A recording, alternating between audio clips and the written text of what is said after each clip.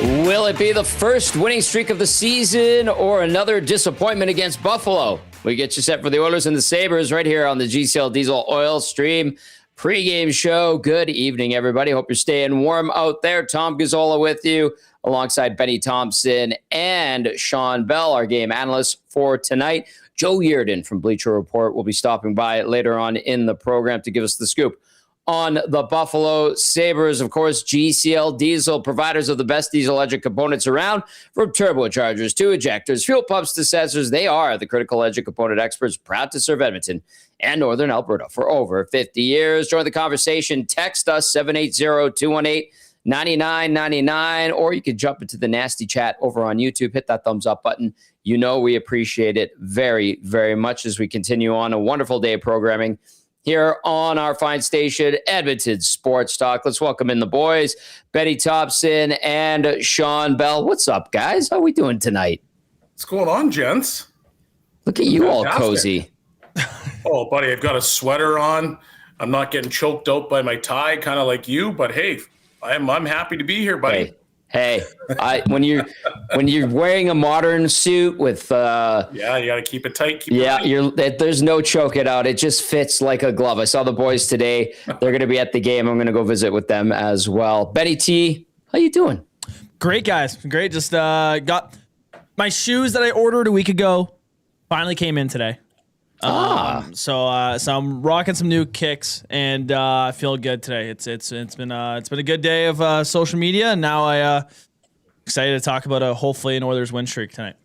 Very good, very good. All right, let's start with the question of the night, Ben. May as well get the juices flowing. If you want to text us your thoughts to Benny's question of the night, we want to hear from you. I'm loving this split screen that Chrome has done on the one tab. Like I've got the YouTube chat going, and then I've got the text line all in the same tab. It's amazing. What a godsend. So I'm keeping tabs on all of that. So Benny Thomson, take it away. Yeah, so I mean, last time we saw these two teams play, I'm pretty sure I had who's going to win the matchup of the trade between McLeod and Savoy. I want to kind of bring up that topic again, not in the same phrasing, but does Matt Savoy, this is a general question from his play this season, has Matt Savoy proven himself so far that he could be a solid top six player for you? Just some natural discussion around Matt Savoy. So has Matt Savoy proven that he is a top six winger in your book? Let us know. Benny, did you open up the show lineup and look at Game Changers by any chance? Oh, no. No, I did not. I was going to say the same thing, buddy. There's a reason why I send you guys the show lineup with everything filled out. Whoops. And if you want to, you can text me the question of the night, and I can include it in there so Belzy or Cass or Gager doesn't cross-mogenate with you. Do you want to tiptoe around this one, Belzy, or do you want to force Benny to make another question of the night? I can make another one if you want. Oh, I want to make him have another question tonight since from the Hello Hockey thing, he kind of chirped me the other day. So I'm like, you know what? Let's see what you got, Ben. Okay. A lot of talk around Evan Bouchard. Okay. His play turning around. I made a clip today for this topic. Evan Bouchard. Is there a chance, even though his play is turned around as of late, is there a chance that if he continues his good play, that he can make the Team Canada roster for the Olympics? Go ahead, Belzy. Here we go. Here's a grenade. No. Launch it. Listen, I think Evan Bouchard, his game has definitely come around. I think he's been playing a lot better as of late. Obviously, he's playing with confidence, putting the puck in the net. He's making those passes that we've been so accustomed to seeing. But at the end of the day, if Bouchard has an opportunity to make that hockey team, it's because he is filling in for Cale Makar. So if you're a Team Canada, you're looking at it and you're saying, okay, Cale Makar, he's the best offensive defenseman right now in the game. And do we need another guy when he most likely is going to get 2 minutes on the power play with the unit that they're going to probably throw out, which is McDavid, McKinnon, Crosby, and then pick your poison after that. Is it Marner? Is it Bedard? Is it Celebrini? Is it Point? Is it Marchand? Like, they've got a plethora of guys, but it's going to be 4 forwards and 1 defenseman. So for me, when I look at it, yes, Evan Bouchard's playing much better. But I still wouldn't have him on the Team Canada roster, and that's not me saying that I don't like him. It's just saying that I think the way he makes that team is based on replacing Cale Makar, if, knock on wood, and I'm doing that right now. How about I ask you this though? Is he worthy of being in the conversation? Because the way Dusty phrased it today on Two Guys and yesterday on Oil Stream was, yeah, he probably won't make the roster, but is he the honorable mentions? Is he in the small lettering, the just missed it guys? Where do you stack up? Where do you stack him up against the rest of Canadian defensemen? Where is he? Top 15, 20, 12? I think you'd have to be in the top 10 to 12 for sure. Like, you're not, it's PK Subban, when he was in his prime, was one of the better defenders in the NHL. But even he took a backseat to the other guys because the other guys were just a little bit better. And like, when we think about PK, especially in his Montreal days, we're all sitting here being like, man, that guy was electric as they come. Mm-hmm. So Bouchard, yeah, you've been great. You've been fantastic. But this is not a shot at Bouchard. You're not better than Makar. And so if I want a power play quarterback for Team Canada, I'm going with Makar, and I'm doing that all day, every day. So that's just my 2 cents. Sure. Javier say 780-218-9999. Listen, I still think I'd give Bellsy what he said a lot of credit. Top 10 to 12 defensemen, Canadian defensemen in the NHL, sure. I'll give him that. I was told something from someone from Hockey Canada when it came to him when they were here recently, and it doesn't sound like he's going to make the team. Do I think he would be a honorable mention? Okay, sure. Now, when it comes to replacing Cale Makar on the power play, let's say, I think you have other guys that will be on the team that can fit in and do the job just as admirably. I'd even put Drew Doughty ahead of him, to be honest with you, for that stage and that level of competition. From a defensive standpoint or from an offensive standpoint? Both. Yeah. Ooh. If you were with the scenario, hang on. If you're without Makar in that tournament and you need a power play quarterback and you need to make sure it's a right shot guy, that's where I'd be like, well, Drew Doughty's right there. I'd probably play him and not consider bringing in Evan Bouchard. That's just me. I mean, and that's fair. It's a valid point. Doughty's a terrific defenseman, and there's other guys in the league that are power play guys. And just, for me, I just feel that from an offensive standpoint, it's tough to name guys better than him when it comes to production from an offensive standpoint. So, I agree. I don't know. And we're asking a big if there. So Javier say, text us 780-218-9999 as we get you set for the Oilers and the Sabres. Joe Yerdon will be joining us at about 6:30. Belzy's going to dive into game changers right away. The Oilers 13-11-5, Buffalo 11-14-4. It is game number 30 of the schedule. Here's your anticipated lineups for tonight. McDavid between Nugent Hopkins and Hyman. Draisaitl with Savoy and Podkolzin. And Henrique between Mangiapane and Janmark Lazar with Frederick and Tomashek. On defense, Ekholm with Bouchard, Nurse with Regrula, Kulak with Emerson. Connor Clattenburg continues to heal up after taking a stick just over his eye. As for the Sabres, this is what we saw yesterday with one tweak because there's an injury that I'll get to that occurred last night at the Saddle Dome. Tage Thompson between Jordan Greenway and Alex Tuck. Josh Norris between Zach Benson and Josh Doan. Ryan McLeod with Joshua Dunn and Jack Quinn. Peyton Krebs between Beck Malenstein and Tyson Kozak. On defense, Matthias Samuelsson with Rasmus Dahlin. Bowen Byram with Connor Timmins. Owen Power with Jacob Bryson. Your starting goalies for tonight, 27-year-old Stu Skinner, 9-8-3 with a 2.90 goals against average, 888 save percentage, and 2 shutouts in 20 games this season. Stu Skinner versus Buffalo over the course of his career, I should say.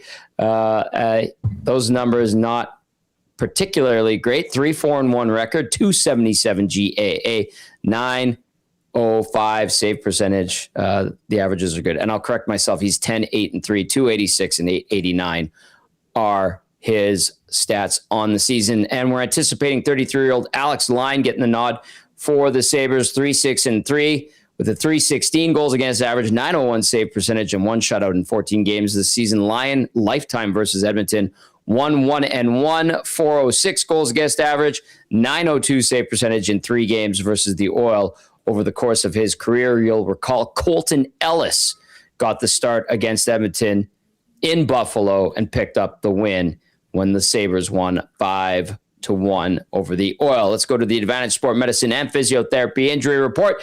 Connor McDavid's got a team of specialists. You've got a bag of frozen peas. Get the same locker room approach trusted by the best in the game at Advantage Sport Medicine. Book your assessment today, www.advantagesportmed.ca, or call 780-460-9977. Jack Roslovic continues to be out. He will be for a few more weeks. Undisclosed. Jake Wallman, week to week, undisclosed. Noah Philp skated today. LTIR upper body. Kasperi Kapanen did not skate today. LTIR knee. Roslovic and Kapanen watched from the bench as the Oilers had an optional skate. As for Buffalo, Michael Kesselring, IR lower body, and then Jason Zucker got hurt last night.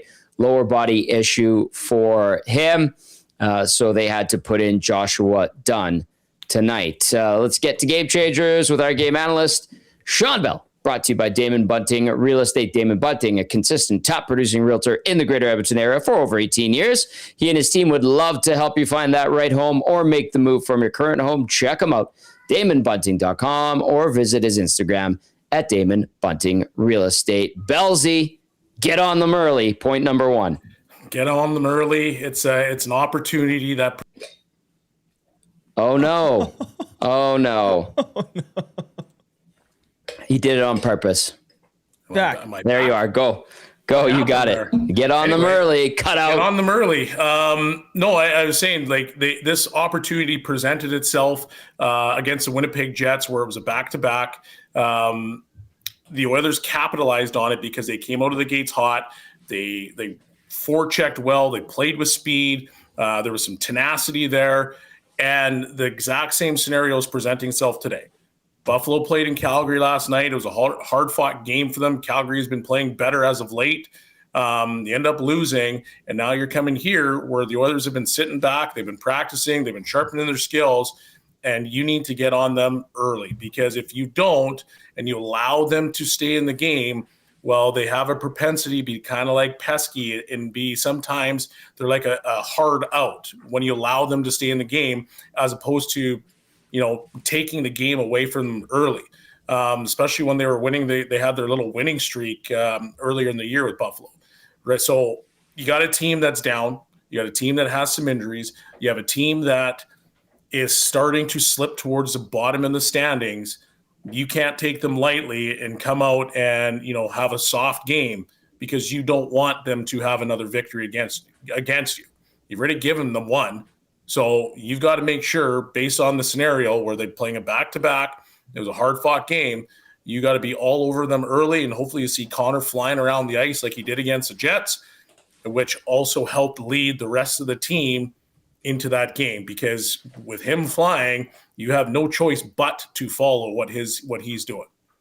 Just taking a look at the Sabres schedule here. This is a 3-4 for them, very similar to Winnipeg. They did play, like you mentioned, Bellsy last night, losing 7-4.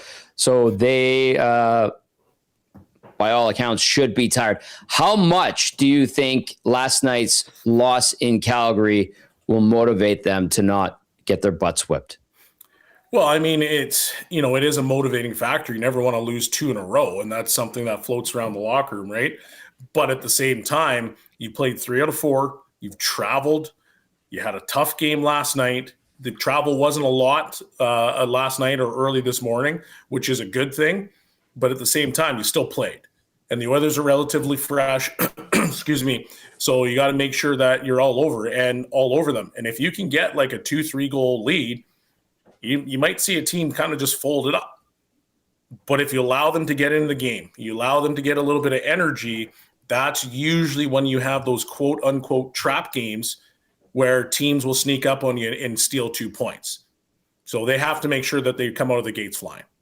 All right, the Sabres are on a 6-game road trip. This is the 4th of 6 games. It started in Philadelphia on Wednesday. They went to Winnipeg. They lost that game. They lost in Philly. They lost last night in Calgary. So they're on a 3-game losing streak. They opened up December back on Monday the 1st with a 5-1 win at home. And ever since then, they have been dropping games. They go to Vancouver for Thursday night and then get a day or 2 days off. And then they wrap up this trip in Seattle on the 14th. So they're in a position for the Oilers to take advantage. So get on them early. Point number 1 of game changers. Number 2, top power play over top PK. Shawn? Yeah, the power play for the Oilers has been humming around that 33 to 35% mark over the course of the year. But what I found, an interesting stat when I was doing some research on this battle, is that since November 29th, the Oilers right now, their power play is 63%, which is obviously first in the league. That's a crazy number. Now, you've got the Buffalo Sabres, while they're losing games and they're not playing as well as they possibly can, they're a top 3 team on the penalty kill. So this battle, if you want special teams to be kind of the factor where you're even across the board on, even strength play, well, your power play needs to go to work. You got a group that pressures well. They defend well. They've obviously got sticks in the right lanes. They've got good body position. They probably block a ton of shots. So this battle is going to be a very interesting one. And I'm just taking the even strength play out of it. And I'm just using the special teams battle, because obviously there's going to be another story told when it comes to even strength. But based off what we're going to see from specialty teams, well, the Oilers they're going to face a team that obviously is playing very well. And the way that they've been moving pucks and Connor's attacking downhill, he's making it really hard for opposing PKs. Because as soon as Connor decides to attack downhill, you see 1, 2 guys, sometimes 3, start to shift to make sure that he's not in. Oh, Tommy disappeared. What is going on? Oh, that's great. But yeah, like when he starts attacking, like you see multiple guys go into his lane because they don't want him to be the guy that's just going to walk in and score goals. And so now he starts picking them apart, whether they're hitting Nuge, in the slot area, whether they're going to Dry in his normal spot, or even if they're going back up to Bouchard for the Bouch bomb. Like they're finding different ways to be effective on the power play. And it all starts with Connor attacking and looking like he's going to attack more, which keeps PKs on their toes. So it's going to be a really interesting battle, especially with the fact it's a top 3 PK versus obviously a group that is absolutely rolling along, especially in the last week and a half. Tommy, lost your mic. Tommy, you're gone, buddy. How about now? There we go. Hey, I don't know what the heck happened there. Speaking of special teams, like Bellsy was talking about, Edmonton rolls into today 33.3%. That's first in the National Hockey League. Their PK 17th at 80.8%. Then on the flip side, Buffalo 19.1% on the power play, 13th overall in the National Hockey League coming into action tonight. And then the penalty kill, like Bellsy was alluding to, 85.5%. That is third. They have 3 shorthanded markers scored. The Oilers also have 3 shorthanded markers scored this season. It is Game Changers with our game analyst, Shawn Belle. Game Changers is always brought to you by Damon Bunting Real Estate. Point number 1 was get on them early. Point number 2, top power play over top PK. And then here's the one that we almost spoiled with the question of the night. Bellsy says, forever linked, Savoy versus McLeod. It's an interesting battle because when you looked at it last year, people were starting to say, well, I think Buffalo won the trade because obviously Savoy wasn't in the NHL. I would say even into the first month of the year, people were starting to say Buffalo won the trade because McLeod is contributing more points. He's playing well. He's in the top 2, maybe sometimes 3 lines in Buffalo. But in recent weeks, Savoy's game is starting to round into form. He's playing in the top 2 lines. He's playing your top 6 with the Oilers. He's playing with Draisaitl. He's playing with McDavid. that means those guys trust him. And now that you can see what he starts to do, he's tenacious on the forecheck. He's got a skill set that the Oilers have been looking for in their top six for quite some time, so that they can pair a guy with Draisaitl. And so the point differential between the two is very simple. 29 games played for Ryan McLeod, 5 goals, 14 points. And for Savoy, it is 29 games played, 6 goals, 10 points. But a lot of those points have come in the last little bit, and he's starting to play way better. And to me, he's got a better scoring touch. He's got a better playmaking ability. And I think at the end of the day, while they're going to be forever linked, because that's what people do, they look at the trade, how's this guy doing versus that guy? I think you're going to start to see Savoy take over the conversation, because not shots at McLeod, but Savoy, in my opinion, is a better offensive player, which what the Oilers needed versus what McLeod was able to give them. Savoy, guys, 5 points in his last 6 games, 3 in the last 2. So starting to come into form, starting to get rewarded offensively. And we'll see if that continues tonight against his former team.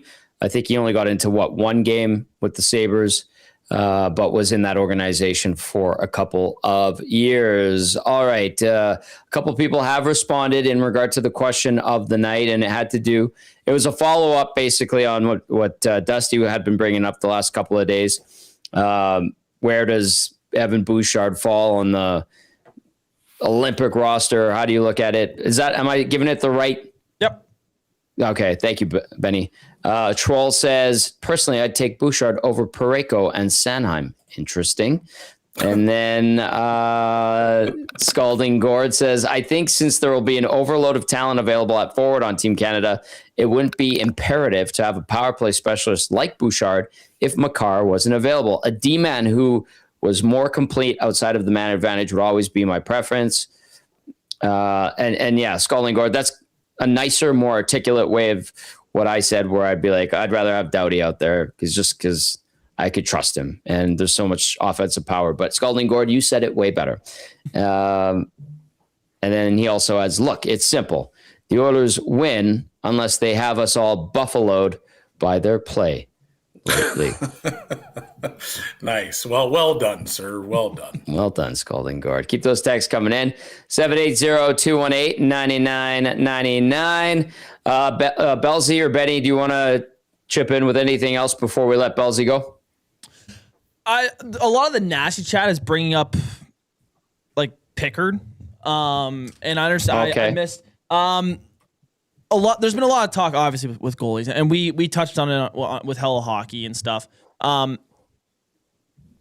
Do you guys believe that there was the thought that they were going to send down Pickard this year, earlier this year, and bring up Ingram, but the guys vetoed it and said no, we like him too much? Where did that come from? Who had that? Twitter. That's it's been. I don't know the exact source necessarily, but there was actually never. I don't want to put words in someone's mouth, but I think someone with some credit alluded to it. But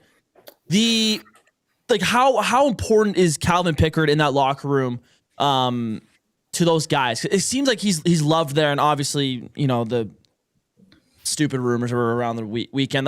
There's talks about how good he was in the playoffs last year, and this regular season he's been struggling, and he hasn't been the same caliber.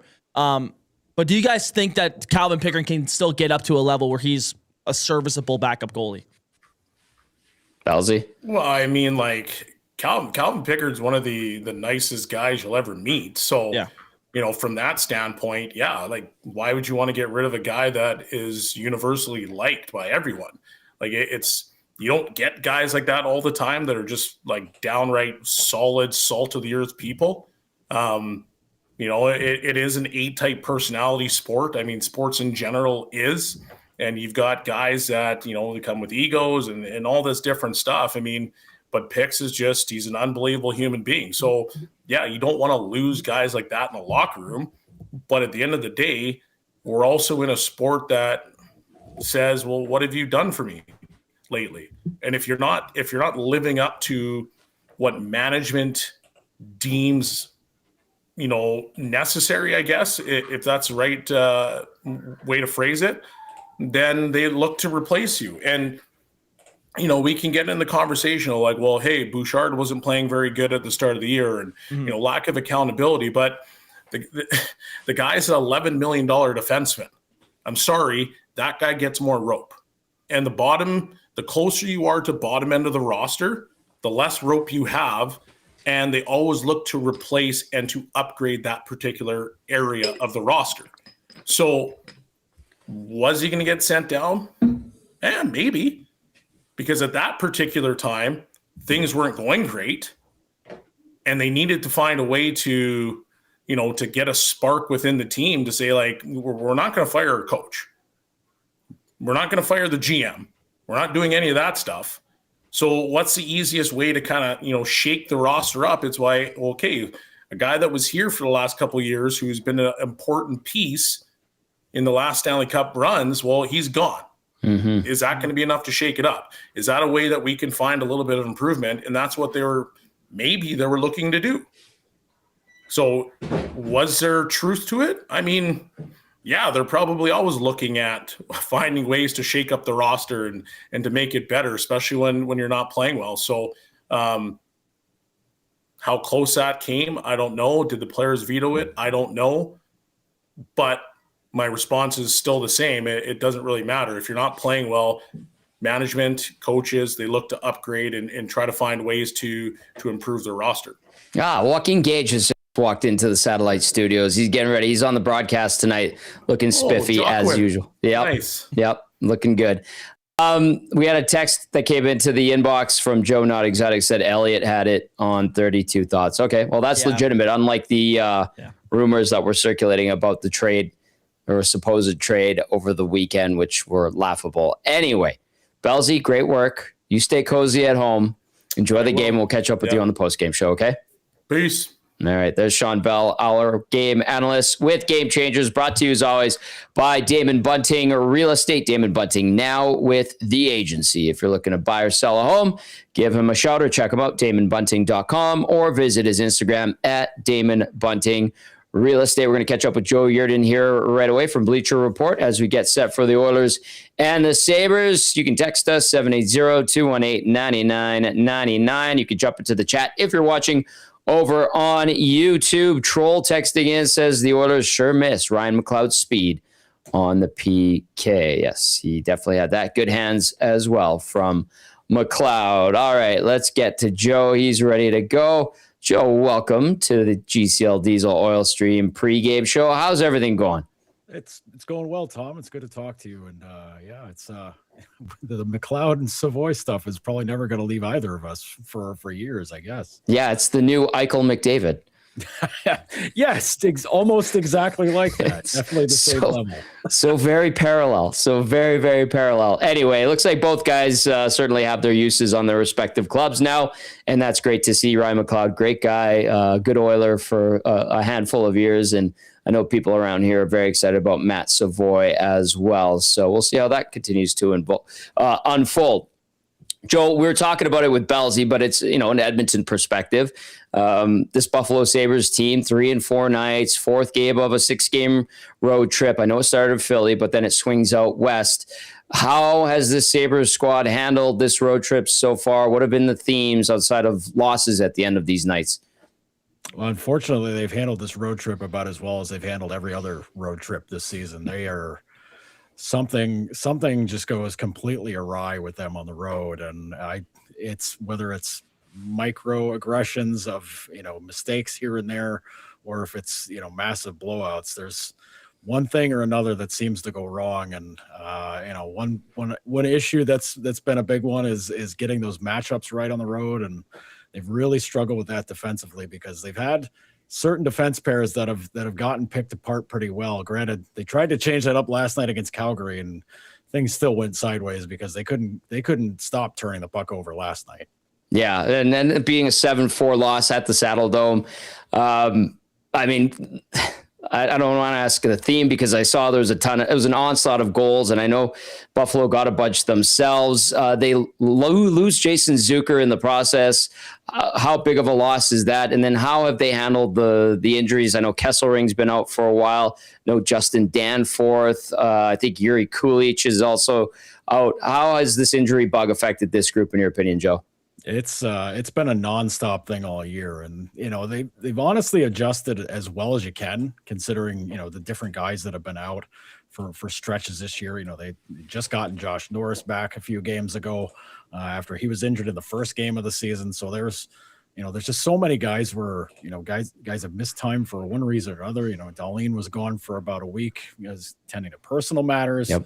And Kesselring started the season injured, came back, got hurt again. Just different things like that. And the guys they've called up from Rochester to jump into the mix have honestly done pretty well. Noah Ostlund, they had to send down to bring a seventh defenseman back up for the rest of this trip, and Lindy Ruff wasn't very happy about having to do that, saying he didn't do anything wrong. We have to send him down so he could add a seventh, which is never a good sign to hear. Isaac Rosen, who's got the call back up today for Zucker, has been very good.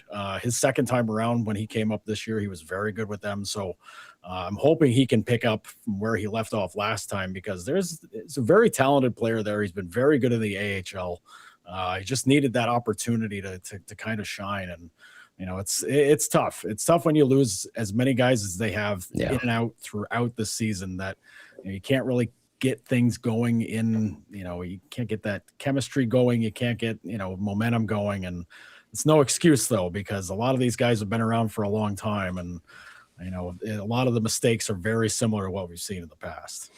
Joe Yerdon joining us now as we get you set for the Oilers and the Sabres. All right, I'm going to throw this at you because a lot of people anticipated Alex Lyon getting the start. And I remember a few weeks ago when the Oilers were in Buffalo, it was Colton Ellis. And I was asking Joe DiBiase, I'm like, who the hell's Colton Ellis?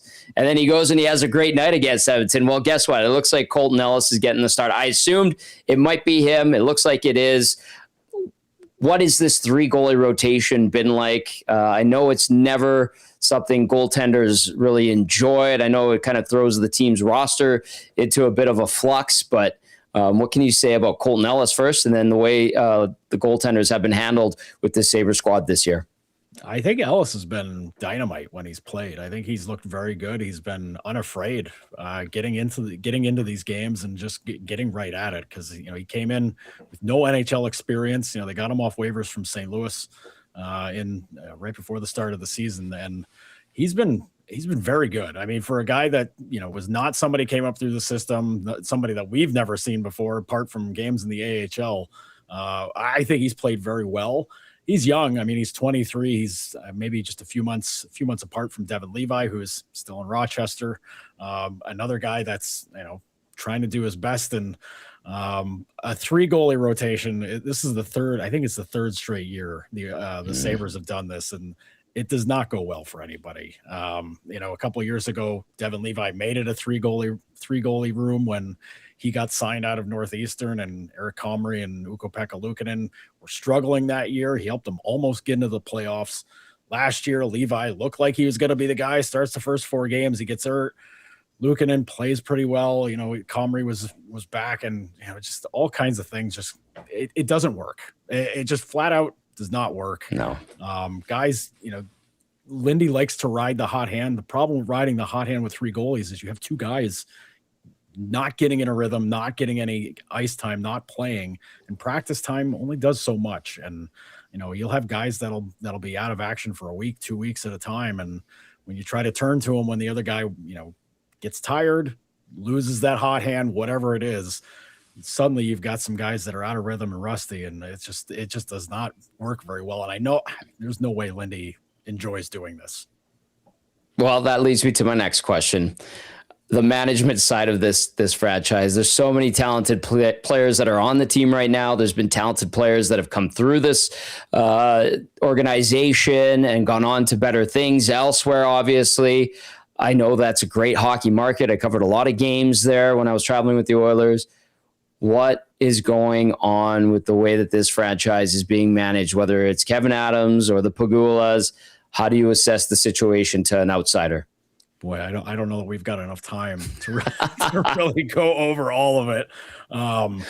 You could point your finger at one issue and be correct, but still be wrong because you don't have enough fingers being pointed at everybody. Wow. It's, the roster crunch where, they have to send a player out that's doing very well. That falls on Kevin Adams because, they were worried about Luukkonen's health beginning of the year. They went and signed Alexander Georgiev. They did all these things to try to make sure they didn't have a goalie problem. Well, they made sure they had enough goalies, but they had a goalie problem anyways. And so now you're keeping 3 guys, and one of whom is Ukko-Pekka Luukkonen, who's signed for the next 3 or 4 years. Alex Lyon, who they signed to a 2-year deal. You pick Colton Ellis up off of waivers because you're worried you're going to lose Georgiev on waivers, and then all that goes sideways, and suddenly you've got 4 goalies and. At one point they had 7 goalies signed to NHL deals. And I mean, from between Rochester and Buffalo, and it's just, that's way too many. That's what you're prepared for the apocalypse at that point. And, it causes problems for Lindy because he doesn't have all the guys that he wants to make use of. It's a problem for Adams because now he's got too many goalies and he's got a coach that's mad at him.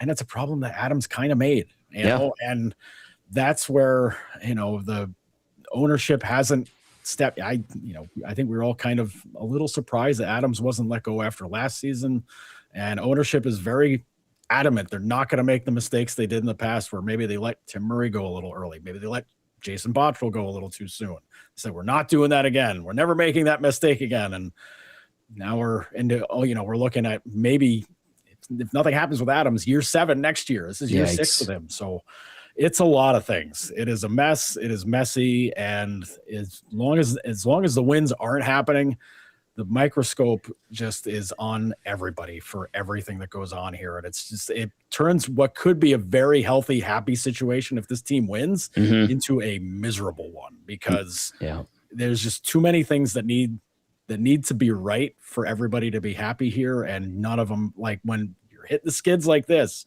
you're not, you have a couple of things going wrong. Oh boy, it just snowballs really quick. Hey, the decade of darkness here was awful, and it was painful night after night after night, especially working for the team for a lot of those years. I can only imagine what it's like at Buffalo, because whatever we getting into 15 years here since the last playoff appearance. And again, man, like that's a good hockey market with a lot of reason to have success.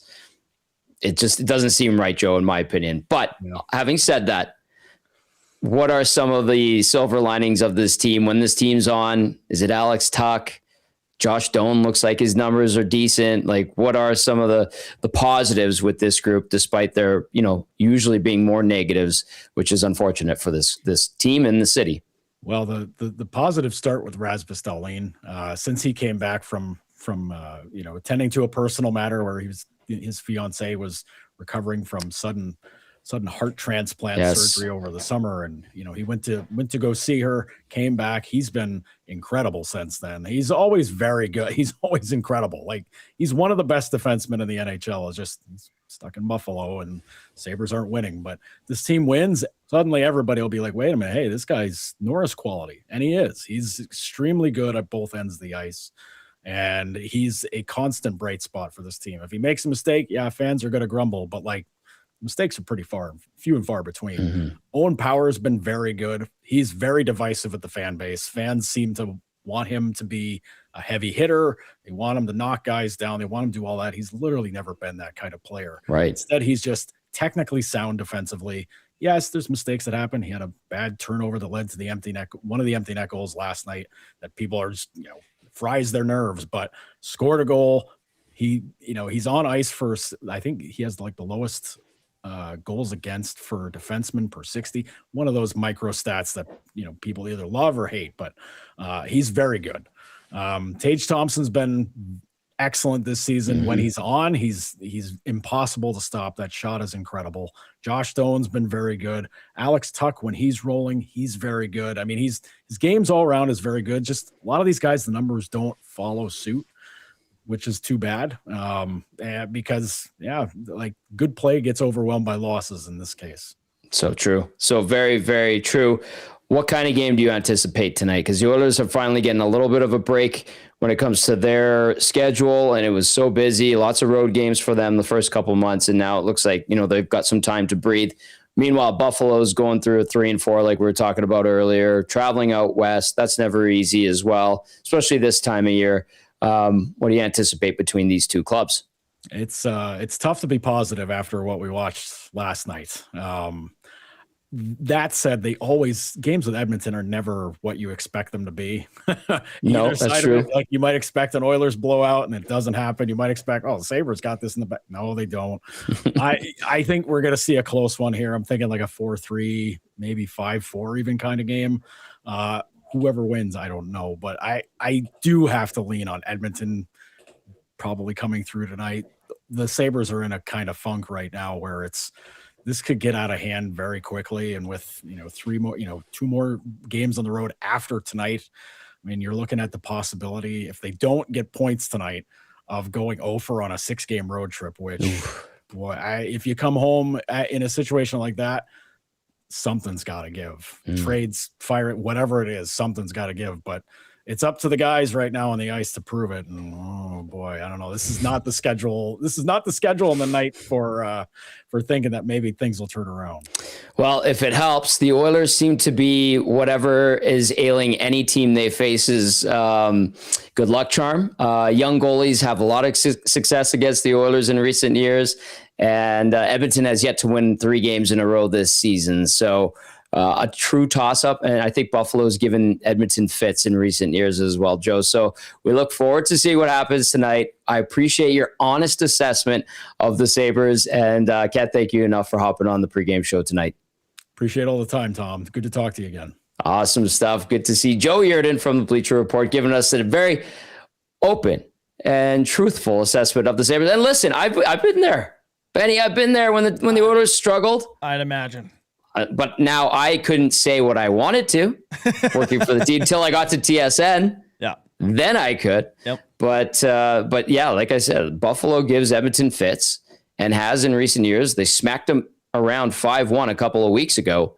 So anything could happen tonight, but it is looking good from an Oilers standpoint. You can't deny that. And I would agree with Joe too. I would think that Edmonton would and should be able to get its first 3-game winning streak. Okay, we're going to dip inside the locker room really quickly. We'll get to some texts, and we also have to get to the game day odds check from Play Alberta. But we're going to hear from head coach Chris Knobloch as his team prepares for the Buffalo Sabres. And yes, it will be Colton Ellis getting the start for Buffalo. Stu Skinner at the other end of the rink. Here is the head coach from earlier today. Stuart Skinner starting. All right, what's the biggest takeaway you guys had from this first matchup against the Buffalo Sabres, and what are you hoping to apply here tonight? They're a very dangerous team. They've got a lot of speed, whether that's their forwards or the defensemen, and if you're caught sleeping out of position, they're going to take advantage of that. A lot of the offense is driven by their defensemen. They've got good puck movers, like to get involved, and when it's going well, it's very dangerous. But if you're able to check it well and stay on top of that, then you can create some offense yourself. Chris, you've taken advantage of some scheduling and just teams that you probably should beat lately and come out strong really hard. Buffalo's another one, 3 games in 4 days. They played last night. This is a game where you feel your team kind of has that killer instinct that you showed last week. Well, it's very important that we do come out like we did the other night against Winnipeg, where they're playing back-to-backs, and you have to use that in your favor. And we pounced on that opportunity the other night, and we're in that same situation. We want to make it easier for us and not get into the third period, and hopefully that then you take over the game. Hopefully we can start right from the start. Few positions are talked about more in Edmonton than the goaltending by fans and such. What would you say that Stu Skinner and Calvin Pickard, the job they do of kind of cutting out the noise, staying together on it, and just kind of going about their business? Yeah, they've showed a lot of maturity, and just they've put aside all the noise. There's been a lot of noise, and a lot of it's been unfair. You look at the amount of games they've won and how well they played crucial times of the years. And have they been outstanding every single game? No, but I think their body of work has been very solid. And I think early on in the year, I think they've been disappointed in their play, but as a team, we haven't helped them out very much. You look at their save percentage, doesn't look very good, but we're also the way we were playing early in the year, we were giving up one of the fewest shots per game, but the shots, they weren't getting many easy shots. The shots they were getting were high danger shots or rebounds, and those are difficult, which is going to really sink your save percentage. So as of late, I think we've done a much better job last couple of weeks defending and not giving up as many opportunities or high danger chances, which has helped their play.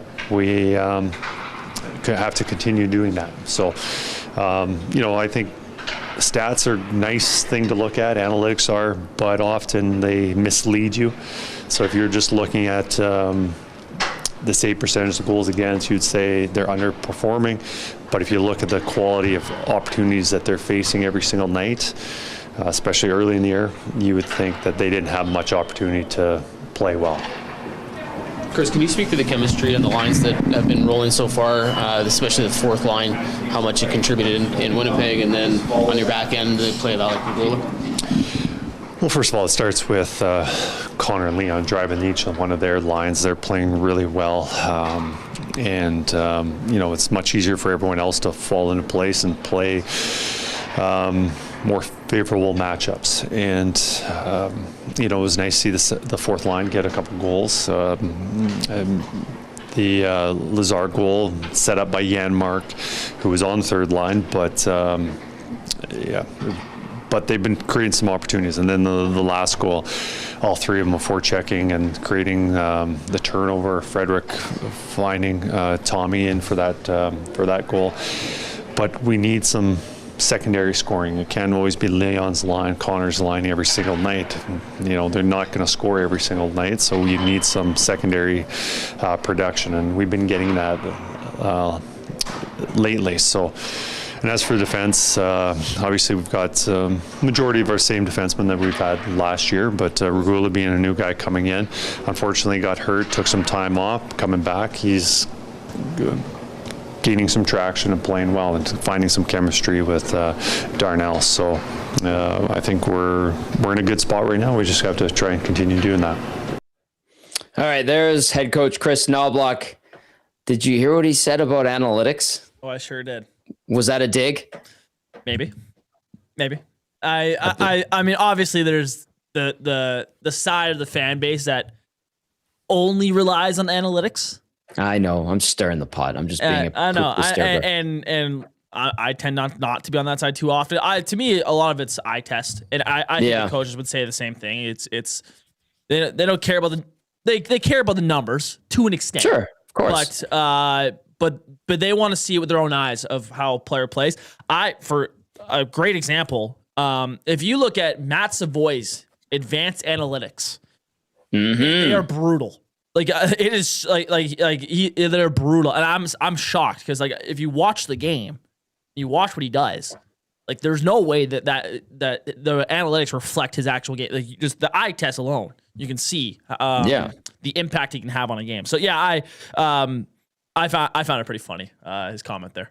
I just caught it. I was like, misleading. All right, let's get to a couple of texts into your game day odds check. Joaquin and I are going to walk over to the arena shortly.